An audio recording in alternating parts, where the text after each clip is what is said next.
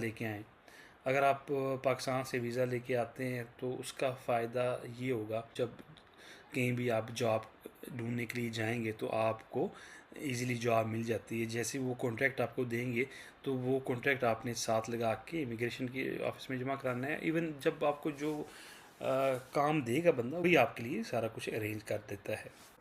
अच्छा, काफ़ी सारे दोस्तों ने ये कहा था कि कार्ड लेट हो रहे हैं ना, तो उसकी वजह यही है कि लोगों के पास प्रॉपर जो है वो डॉक्यूमेंट्स नहीं होते ना, तो इसलिए फिर रिफ्यूज़ हो जाता है या लेट हो जाता है। लेकिन ऐसी बात नहीं है, अगर आपके पास प्रॉपर कॉन्ट्रैक्ट होगा तो आपको कार्ड जो है आराम से मिल जाता है कुछ दिनों में। 15 दिन लगते हैं मेरे ख्याल में, 16 दिन, 2 हफ्ते।